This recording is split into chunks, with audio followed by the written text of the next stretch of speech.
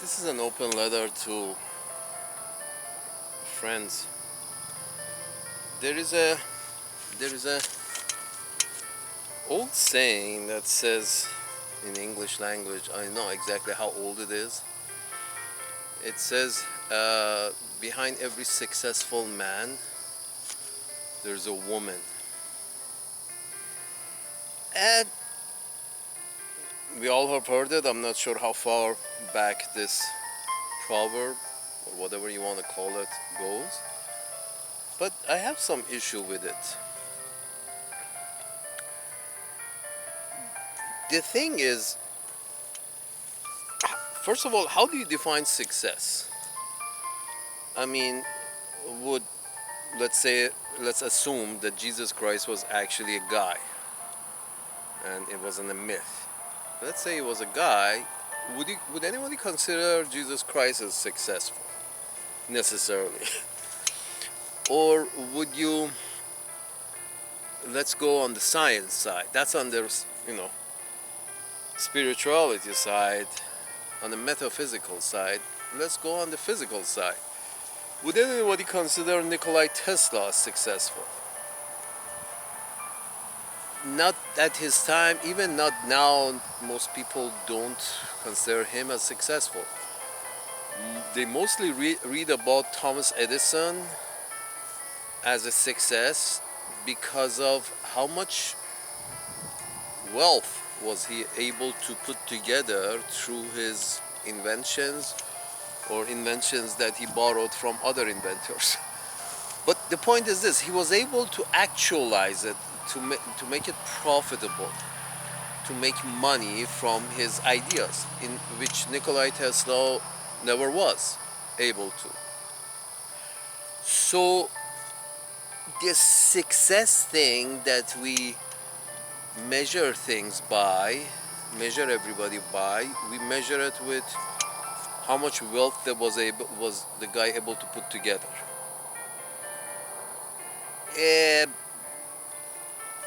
Well, there is another old saying is that, well, this old saying is from the Middle East, from my Hol's language. It says basically, although it's rhythmic in my language, but in English it's not going to have rhyme. But the idea is basically this: gold didn't rain on his head. Either he was a thief or his father was a thief. Let's repeat again. It didn't rain gold on his house. The reason he's rich is not because of a golden rain, but because either he was a thief or his father.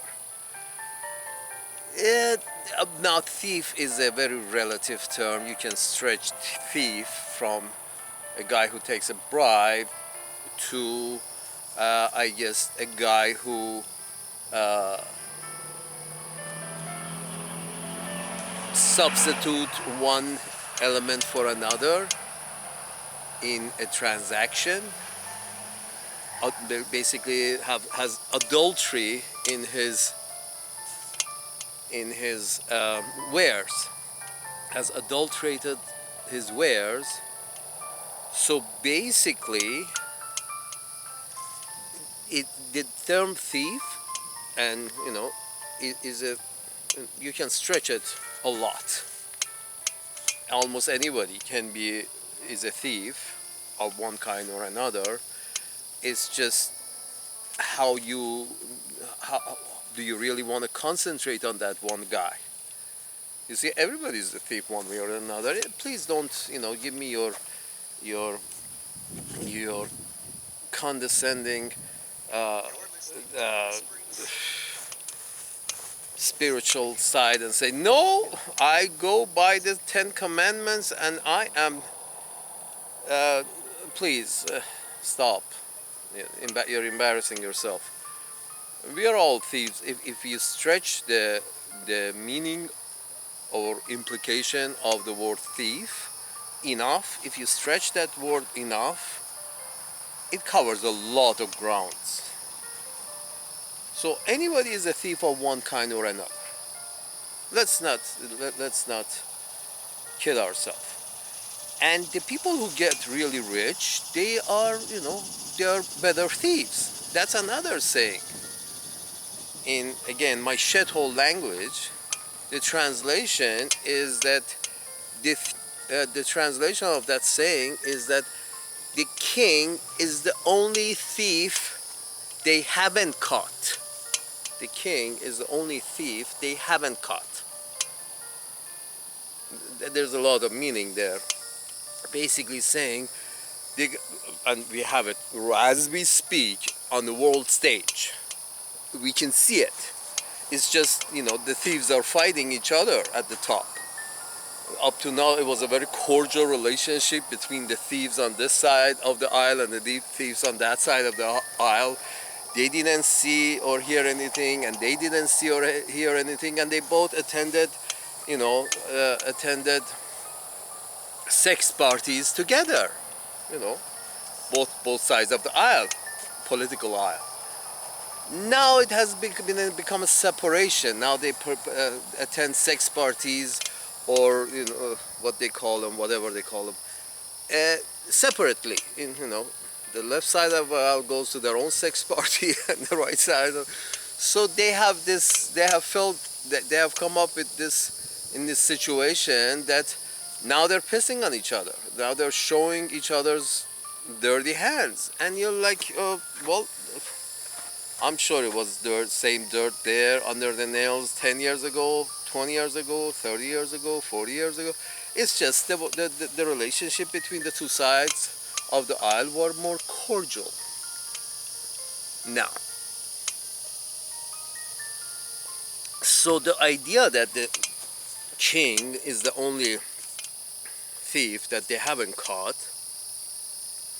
and everybody else, to a degree, they've been caught thieving, so they have a lesser social status in the society. The king of any land at any given time is the thief that nobody was able to prove is a thief. So he's got a lot of money and he's become the king, and nobody can prove he stole anything, or else it would have come up in the news and eventually, have been demoted before reaching the top.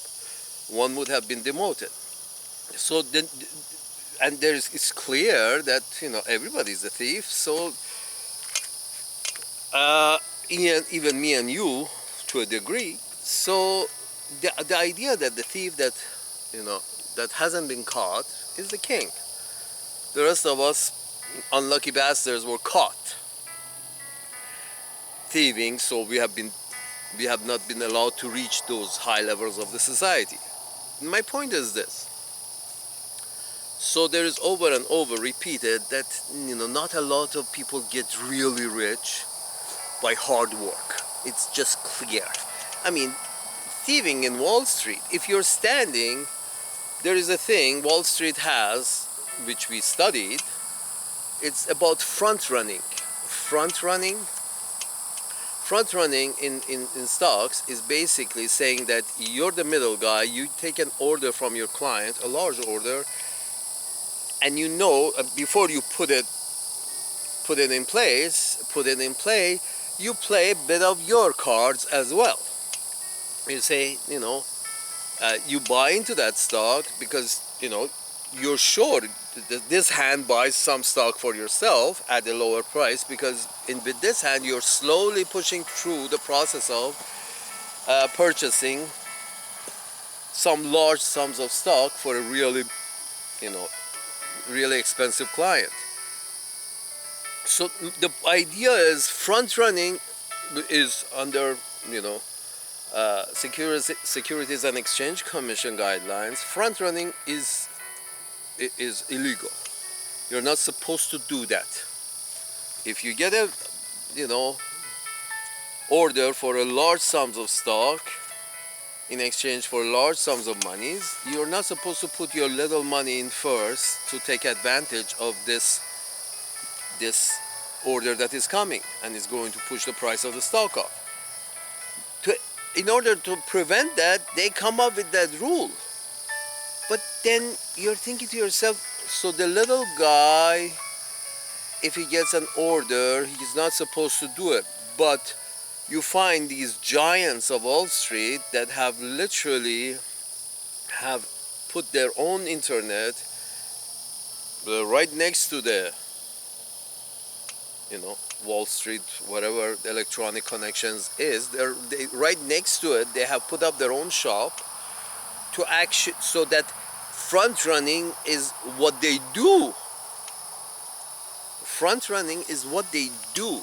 It's like very small quantities of money being made by just purchasing the stock from a stock from one hand and receiving the money from the other hand. Between these two fast actions, instead of being one action, they make it two action. One action is order is in at this price. The other action is I buy this stock myself from the Wall Street at this price, and then from this hand I give it to this hand and I sell it. So literally front running is what they do. Has become part of the job. That you see the order coming, before that you buy that order, so to hand it, either you hand that to the customer, or just the fact that you do a quick purchase sell before and after the purchase of the client, that by itself is front running. But nobody raises that issue, because all these big boys playing at the casino are paying their dues. They're paid to get in the casino. They need to get their dues. The politicians get their dues from these folks who are front running. They're paying their share. They're paying whatever they need to pay, either penalty after penalty of large sums without admission of guilt by the SEC. Either that, or that they piss on each other with the Federal Reserve, and they call it, they quarrelsome, and Federal Reserve doesn't print money, and they all drop in large sums of money. The value drops if the Federal Reserve stops printing, which we know probably won't. But the point is this: we are back to the king. In many cases, the king is the only thief that they haven't caught. We started from there and we proved it. Everybody is a thief. It's just the degree of it. And anyone who really is really rich is a thief that they haven't caught. Has been lucky enough or smart enough not to get caught. Therefore, he has reached the state of king. The best of the best that our people has to offer. So here's the thing, and from there, that the king is the only thief they haven't caught. We went back to this idea of success being entangled in our mind with wealth, creation of wealth, creation, theft. Your loss is my gain. My gain is your loss. So you want to call it creation of wealth, or you want to call it, theft. But the point is this: I mean, price gouging of every kind that all corporations will do if they can. That's the whole idea of. That's the pinnacle of capitalism, is a monopoly. The pinnacle of capitalism is a monopoly. That's the ideal. But the problem is, once you do reach a monopoly, then the government has to say, you know what? You can't be bigger than us. You are us. So Amazon, I have a feeling at one point may be nationalized. Sort of like, okay, thank you very much. You set up the shop, but this is a way we can deliver goods to our people. Thank you for setting up the shop. Here is, some money we print and what we buy Amazon from you. or it's being run by a board which has members from NSA in it, National Security Agency. I'm sure all these big corporations have members on the board that are there as representatives of the deep state. So the whole idea is, they call it free enterprise, but free enterprise at a point in which there are like one, or there is a full monopoly, or there is a cartel, a monopoly-ish kind of association. And when you have three chicken processors, you have one tobacco processor, you have one, two oil processors who own everything almost, then the whole idea is ridiculous. That they are the government. I mean, Shell, Chevron, and Exxon is more or less the government, because they feed everybody. They are if they stop, if Exxon and Chevron stop working, then a lot of people go hungry at night. So basically, they are the government, and the government has representative at their boards. So don't tell me that no, this doesn't happen. And anyway, the whole idea of capitalism is based on how best a monopoly you can produce, which is what monopoly. The reason it's bad is that it's theft. Because once you have monopoly, you can name your price. Suddenly a loaf of bread will cost $5,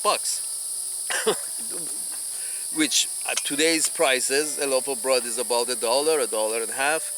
But if you make it a monopoly, this might, as in communism, that was exactly the same problem. It was a monopoly. The problem with communism is that it's a monopoly, which is the goal of capitalism.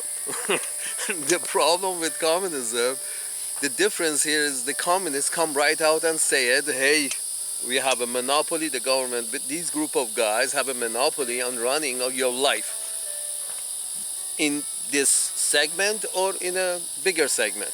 So the whole idea is monopoly. The whole idea of capitalism is monopoly. And what do the communists do? They come right off the bat and say, oh, we have a monopoly.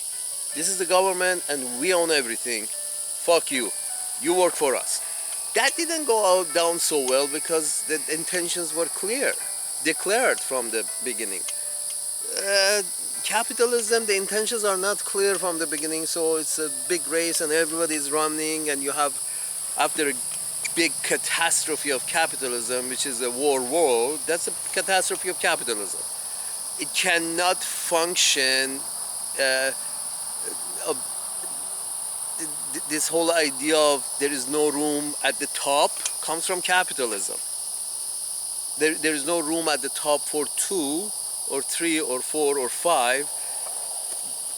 This idea, there is no room at the top for 5, is the idea behind capitalism, because capitalism only recognizes one, empirical. One needs to be the boss of, of whatever one can. And based on that, you have to go to war to, make sure you're the one that's standing at the top. Because the system, capitalist system, is looking for monopoly, trying to be the one at the top. That's the ideal position in economy, in militarily, in that worth of people. 100 people die in a shed hole. Very few hear about it. Even fewer care. That's the value of one life, and the value of another life is if Chelsea Clinton has a bloody nose tomorrow morning, for whatever reason, falling off the desk, or has a whatever, suddenly it's the news. That's the value of one life, and that's the value of another that 100 at a time go, nobody hears, fewer care. Very few hear and fewer care. But the point is this, and we all know this is because it's in the news. It's in the fucking social media that in another part of the world shit has hit the fan. If many people are dying, and on the other part of the world they say, let me buy a flag. I'm willing to spend a dollar to buy a flag, or in terms of the government style, I'm willing to spend a billion to, see what's happening, see what happens. So my point is this, folks. You have confused. You keep telling each other, and you have confused the whole thing. Mishmash, success and wealth. And wealth is the pillar. The main pillar of capitalism is wealth, and showing it. That's the pillar of capitalism. And so everybody is going for the pillar, and this pillar is wealth. Okay, that's fine. But considering that, the king is the thief who hasn't been caught, considering that idea, you are encouraging everybody to thieve as much as they can until they get caught, or until they thieve the wrong guy. I mean, you can always thieve the little guy. That's car dealerships have been doing this for hundreds since car was produced. Before that, horse dealers had the same thing. That this whole idea that thievery happens everywhere. It's just that when you're the customer of a car dealership, it's not called thievery when they charge you a great sum for a product which they have sold the same product to another person for much less. That's not thievery, because the big one is doing it to the little one. The dealer is doing it to the customer. So that's not thievery. If the customer does it to the dealer, that's thievery. Have you noticed the laws are up to down oriented?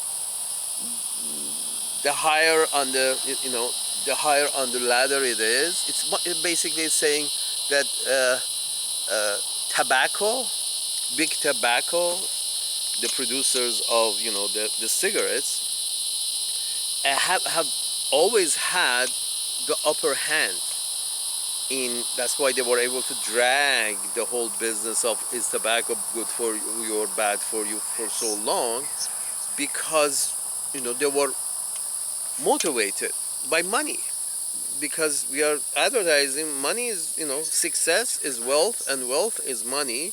So if you have to sell cancer stick to people and advertise it, you do it to make wealth, to make money, to make wealth, and then eventually have a monopoly on something or other, or have the monopoly on military power. Doesn't matter. It's apparently the whole idea of capitalism has been mixed with politics, and they are all going for number one. What does have to do with behind every successful man there is a woman? I am objecting to this phrase. It's not true. I feel this wealth and power that is, has been advertised, that, you gotta get wealthy, you gotta get power, you go for monopoly. This idea creates some wealth, for some people. Now, what happens is that I've seen men, when they're single, humble, they're much more generous than any man who's married, has a wife, not down to earth, not humble, very greedy, pinches every penny, and you're thinking to yourself, I'm sorry, what? Yes, here's the thing, folks. Behind, I don't think the reason we don't consider Tesla successful or Jesus successful, each one in his own field, the reason we don't consider it because they weren't able to tie their success, one in manipulation, the other one in science. They weren't able to tie their success to wealth. If they were able to tie their success to wealth, as in case of Thomas Edison to Tesla, if they were able to make some kind of wealth from this, then they would be considered successful. So Thomas Edison is considered a success story in the world of invention, and Nikola Tesla, not so much. You see where I'm going with this? Uh,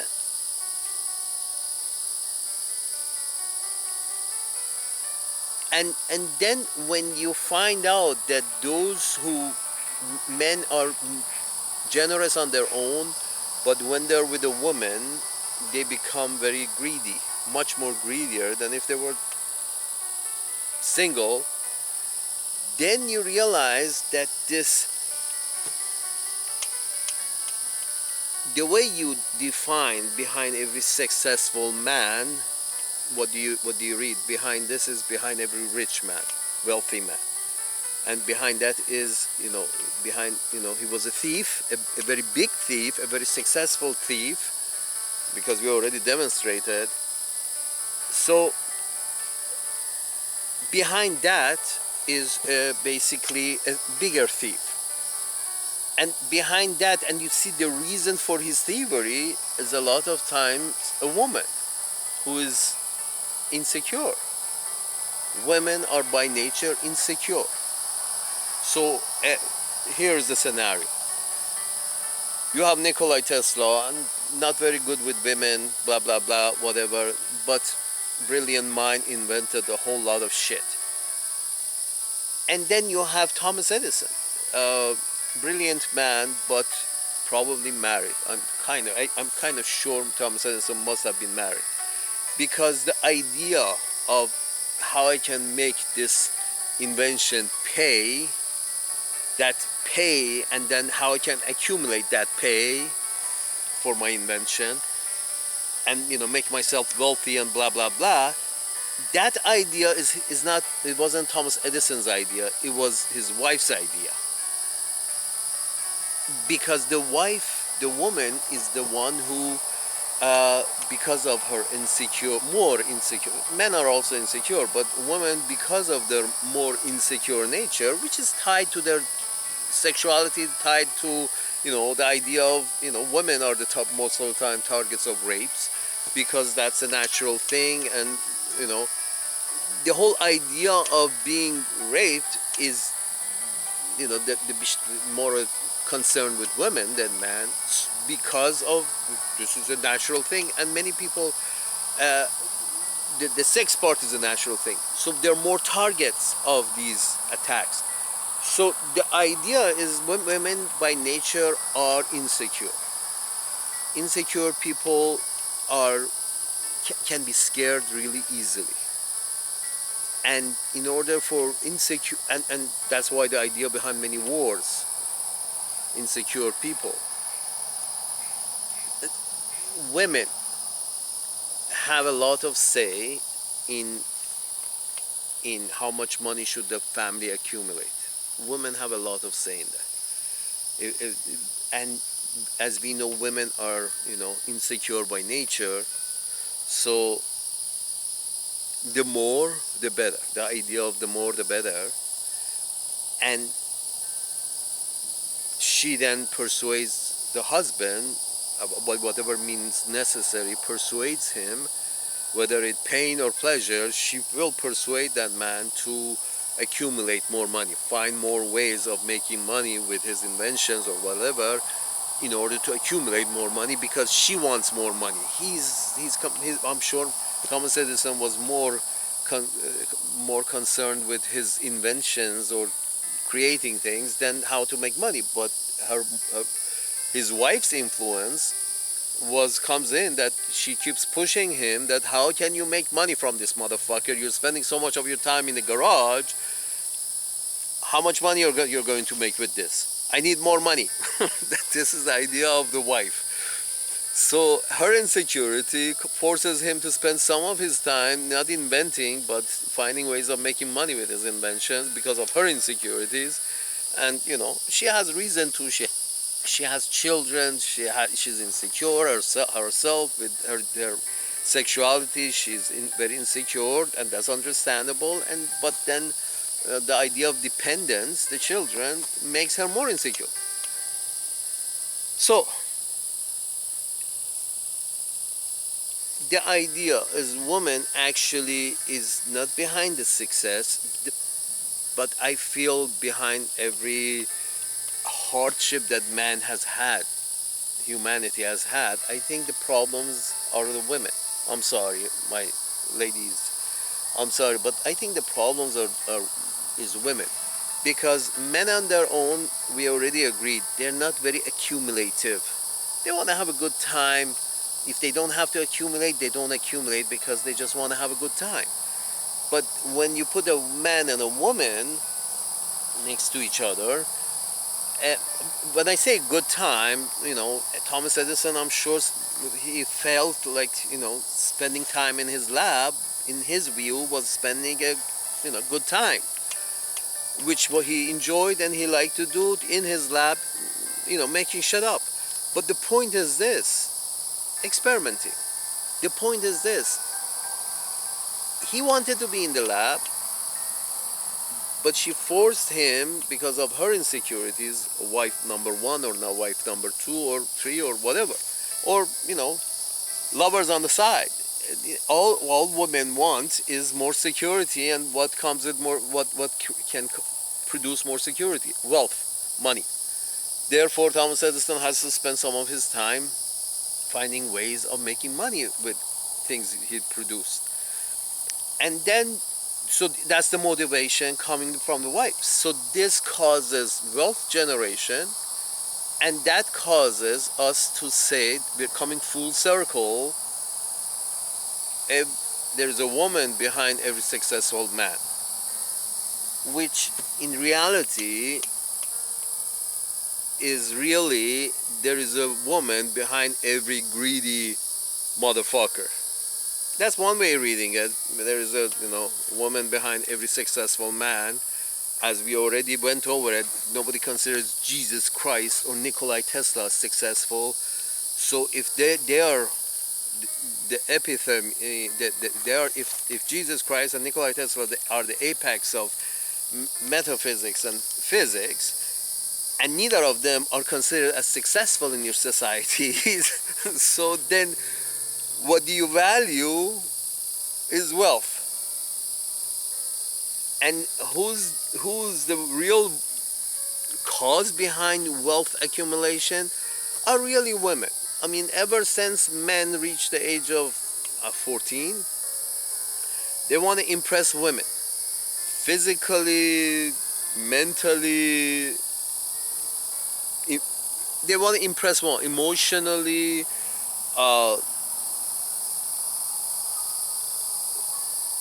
economically, in every way, literally by inches or by centimeters of, they want to impress women. So it becomes sort of like,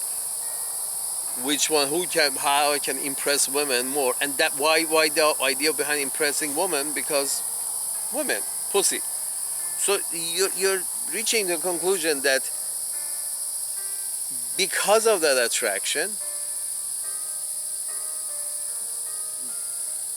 the woman, who's in my view, a bad influence, enters into a partnership with a smart man. We all agree, at least, even a thief that hasn't been caught. That means because that thief is very smart. Even a thief that hasn't been caught means that thief is very smart. That's why he wasn't caught. it has to be there. Forget about, yes, the morality has to go out the door, but at least he must be a smart thief, or else he would have been caught. So basically, the people running your societies are on earth, no offense to anybody, but are basically, as long as wealth is the apex of success, is viewed as the apex of success in your societies, you're gonna have some thieves as kings who haven't been caught. They're kings because they haven't been caught. Or one way of not getting caught is owning the law. Here is one way you don't get caught, which that's why your leaders, none of them have been caught. They own the law. Whoever owns the law owns the land. Whoever owns the law lays the law down, so the law is not going to catch him. He laid it. He put the law there. So there is always an exception for me, who put the law in there. So it's not difficult to understand that women have great influence over their men, and unfortunately, it's not good influence. Women have because of their insecurities, they force their men in accumulation of wealth, and because of women's own insecurities, whether justly or unjustly, they feel that way.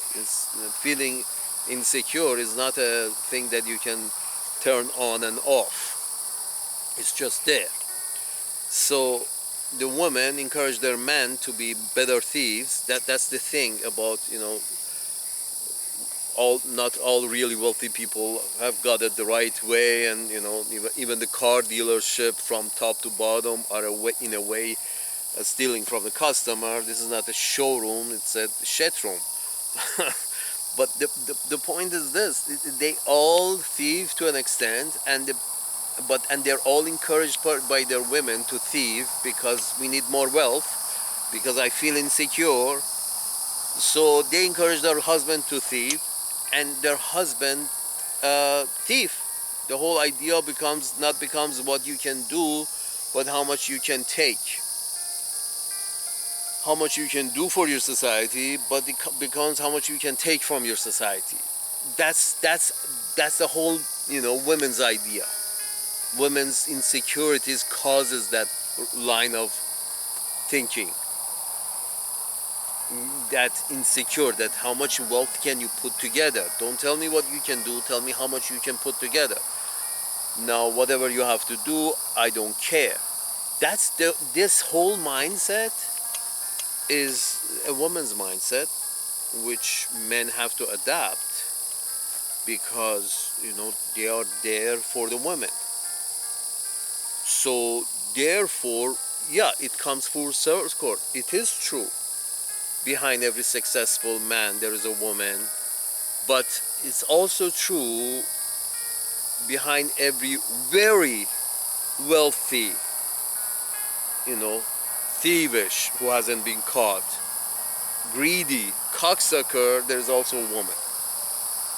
You see what I'm saying? There's two ways of translating this, and I find that I like the second way better, because as we went over it,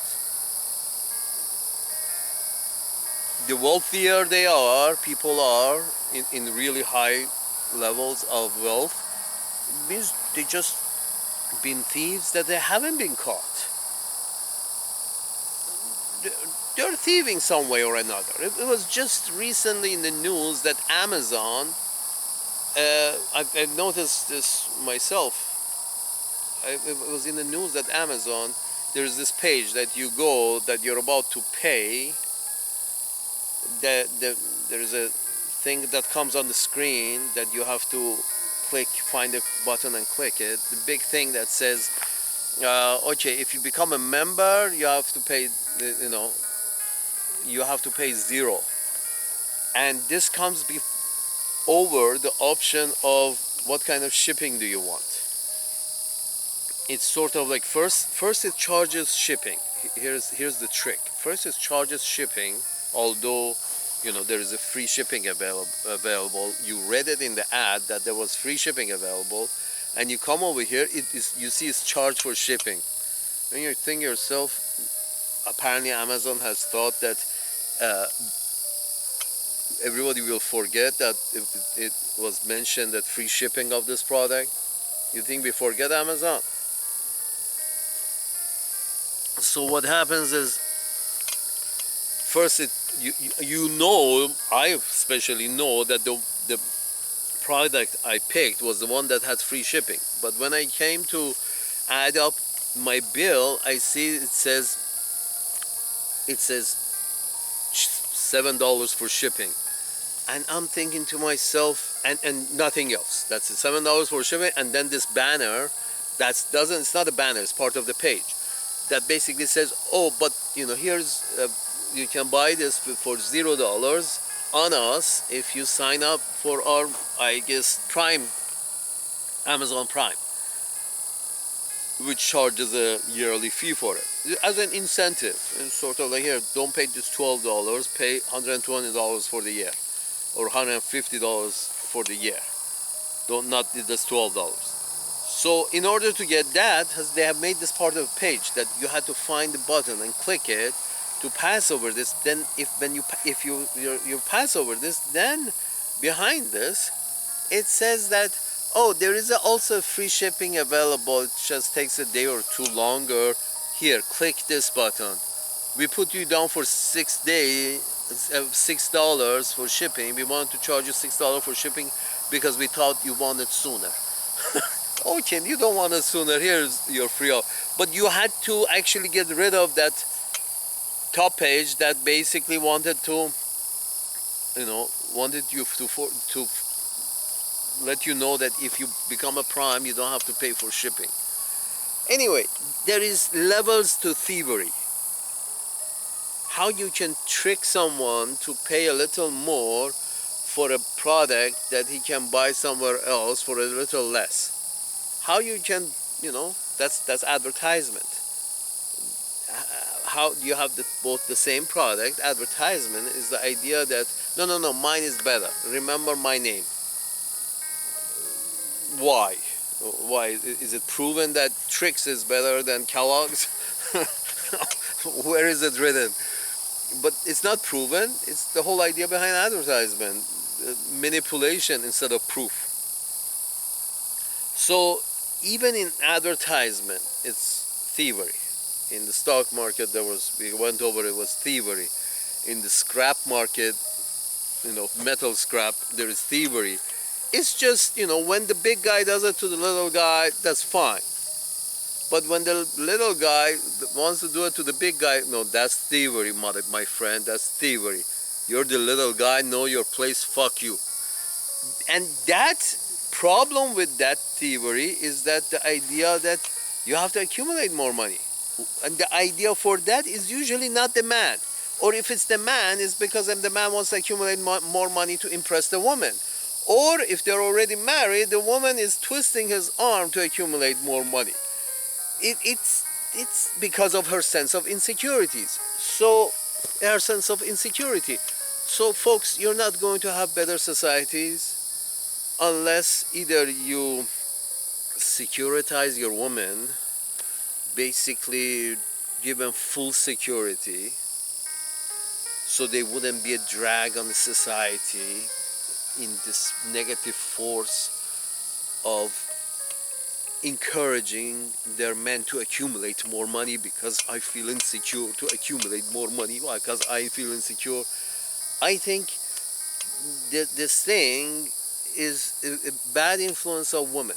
And until you get this bad influence, so either you have to get the woman out of the society, take back the power of equality that you have given your woman, you have to take that back and say, and that's one way to go. There is a woman in YouTube who basically is saying that take back the voting rights from women, because the women are not doing much in the society, and they're taking a lot, but they're not doing much.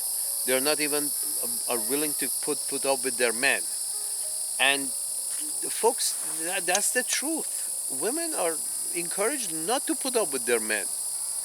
And this woman's idea is that, okay, you know what, we go back to, here's what I'm saying. Either we have to do what this woman on YouTube, I think her name is Pearl, what she's saying, that you take back all the rights you have given to women, because women have become a bad influence on the society. You're giving them equal rights, and they are abusing that rights by keep encouraging their men to be more greedy because they feel insecure.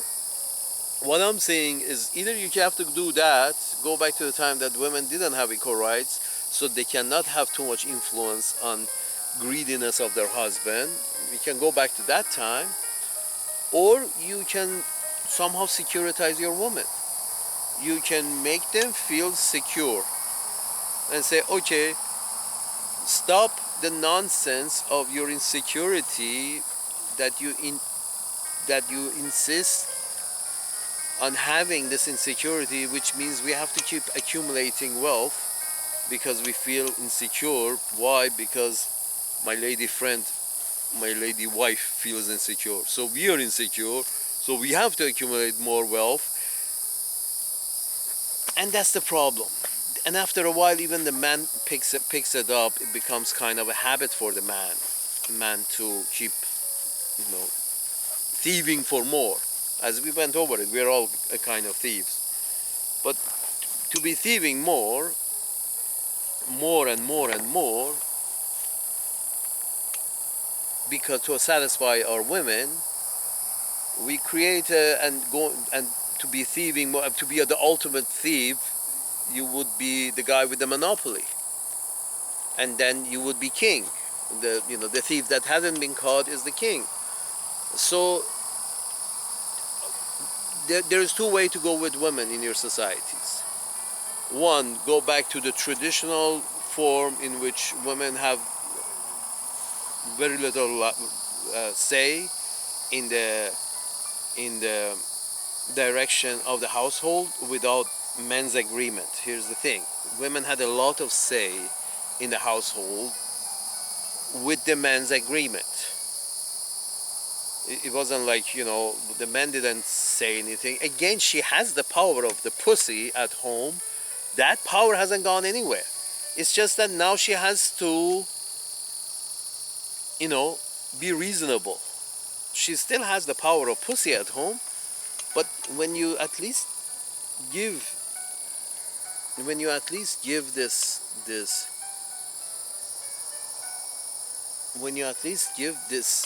power, legally give more power to the man at the household, who's supposed to be at the head of the household.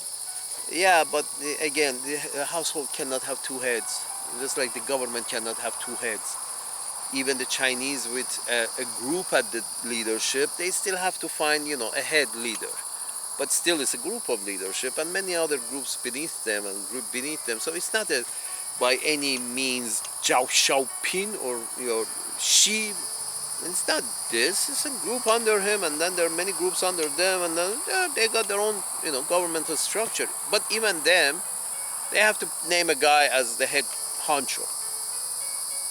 So in the family, you need a head honcho. That has to be a man. But if legally the man is not considered the head honcho, so if there is an issue when the rubber hits the road and Mr. Cop shows up and says, okay, you get out, my friend, go sleep on the bed, sleep it off on the bench, and lady, close the door, be secure.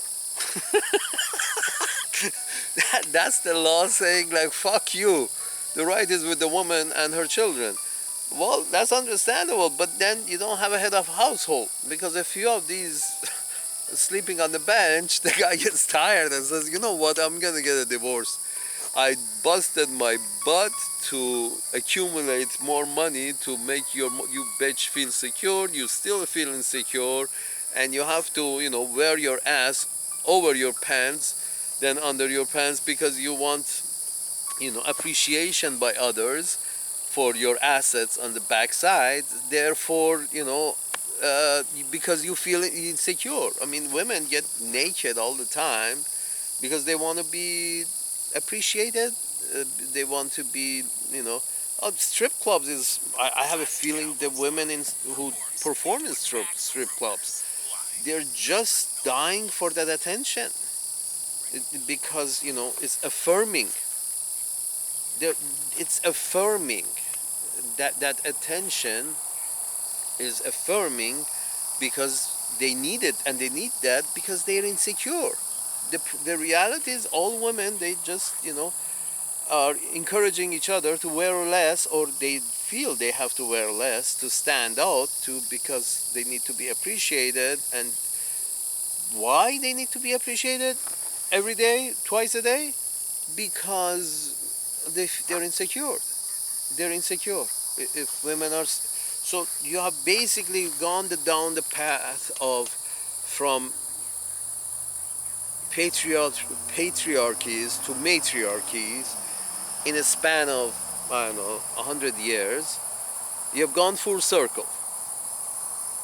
A woman has most of the rights. The man is not the head of a household, and the man. So this woman that has all this right literally demands of the man that you go out there and you thieve whatever you have to thieve, however much you have to thieve, and you bring me that money because I feel insecure. They don't say the last part, because I need to keep up with the Joneses. They don't say that either, because I deserve it.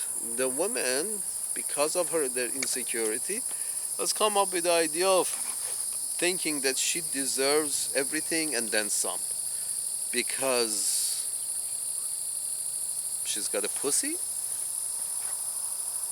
Really? Because a man is in need of her pussy. There's not a relationship. Fuck you. This is not an equal relationship. It's like a man has a need and a woman has a different need. The man needs sex, and woman, because of her insecurities, needs money. That causes the woman to be stimulated to go make more money. If and given equal rights, the woman says either you make more money or I divorce you. And she has the right, because of equal rights, she has the right to divorce. And then after divorce, she is trying to shoot higher for a man with a bigger income.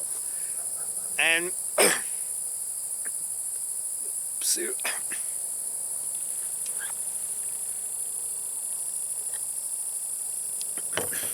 why? It can be corrected again two ways. This woman on YouTube, Miss Pearl, says we should go backwards and take away the right of women to vote. Taking away the right of woman to vote is basically means demoting woman to be the wife, to be her man's property again. Which if the woman, this is one way to go. It gives good results. At least you will have back the family, and you have more children. That's one way to go. Go back to some kind of strict religious norms or whatever, or go forward and somehow make your woman secure enough. And unfortunately, for some of you probably don't want to hear this, but universal basic income could help that. So you give universal basic income, and then in terms of family, you take away some rights from women. Only in terms of case of family, because women have shown themselves to not to be able to control themselves in terms of their insecurities.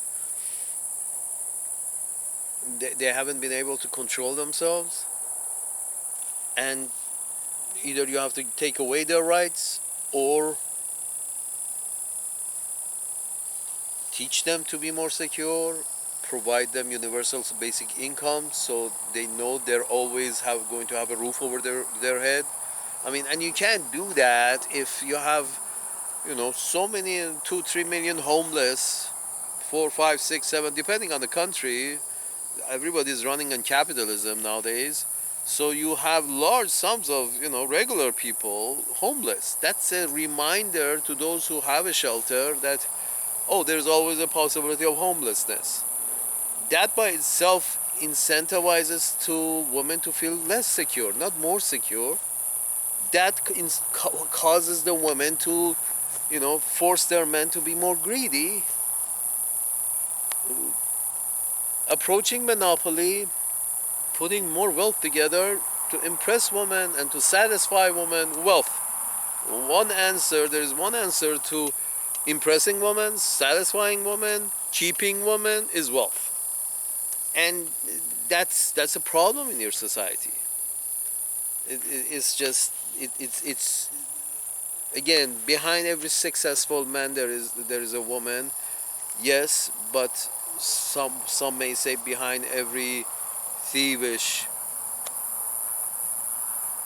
man, very thievish, because we had already determined we're all kind of thieves. But behind a thievish man, really good thief, behind a really good thief there is a woman. Behind every successful man there is a woman, or behind a very good thief there is definitely a woman.